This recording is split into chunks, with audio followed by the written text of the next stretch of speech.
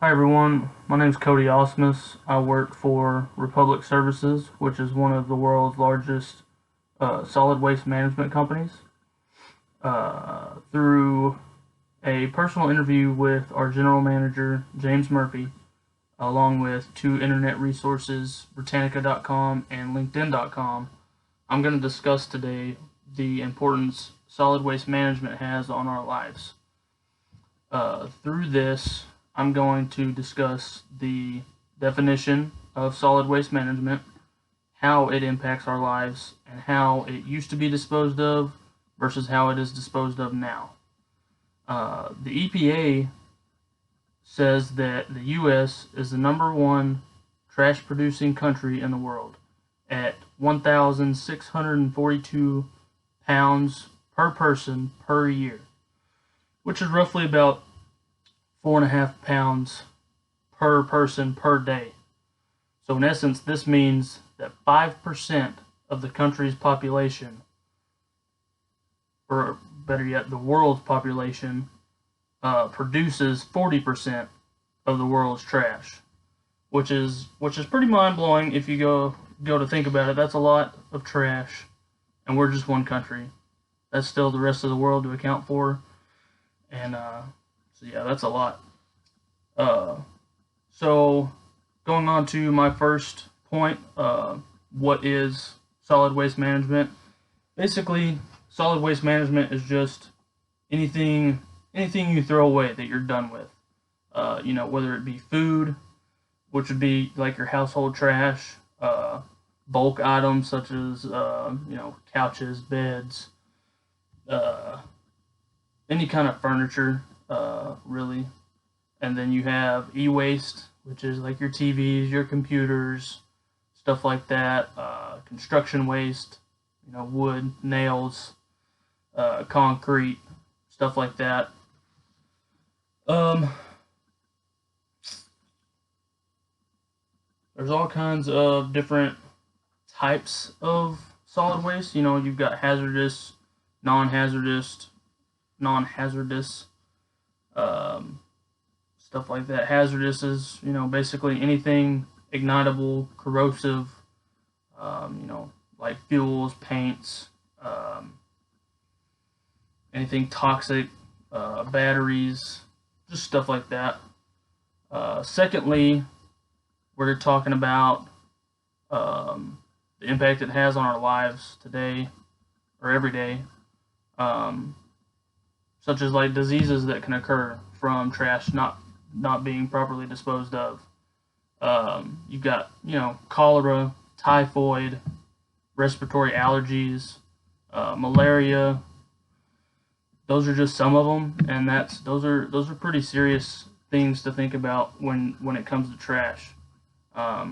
You've also got gases and stuff that can be released through trash. You've got carbon dioxide and methane for just two, and those are hazardous to your breathing, and the environment. So if there's too much of that stuff in the air, that can affect your lungs, and potentially, if it's bad enough, or you're in an area where it's bad enough, it can be fatal. So we definitely want to keep that stuff in mind. Um, Third, we're going to describe how waste is disposed of, how it was disposed of in the beginning versus how it's disposed of now. Um, Used to, way back when, it was just thrown on the street, just thrown out there.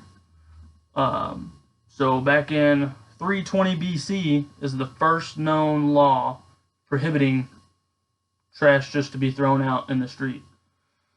It eventually got to where they would take it outside of the city, right outside of the city wall, and dump it, and either burn it or just cover it up. But mid 20th century, they showed that they finally started realizing the impact that doing such things like that can have on the population and the environment.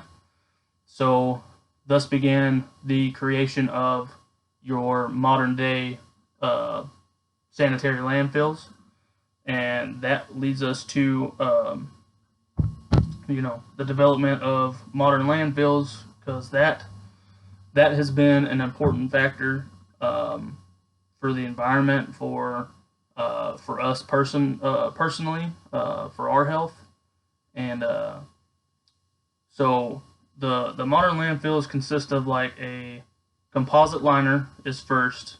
Obviously, they dig it all down, and then they start with a composite liner of clay and a synthetic material.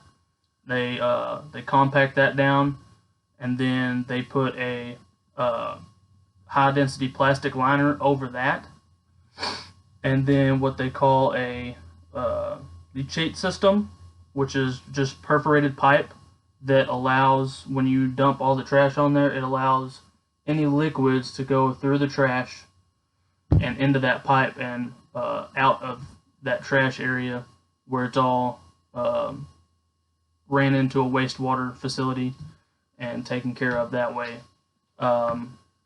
There's also ground monitor wells located all around the landfill. Methane is captured through another piping system and goes through a little kind of refinery right there at the landfill, and is used for an alternative fuel or renewable energy. So that's pretty cool that the methane is used that way. That way, it's not just sitting there and can cause a hazardous environment for us going out there and dumping trucks, or just an everyday average citizen going out there to get rid of some things. In conclusion, I hope that this is educational, and so I've discussed the importance of solid waste management on our lives by sharing the definition of solid waste, how it can impact our lives, and how it was disposed of in the past versus how it's disposed of now. So to finish, I just want to remind you that it takes a lot to dispose of everybody's waste. It takes all of us guys out there doing our job correctly to make sure it gets on our trucks and to the landfill without incident or spilling it all over the road or something like that. And so I just want to remind everybody to, next time you see your garbage man or garbage woman, just give them a thank you. That's it. Thank you for allowing me to speak to y'all today.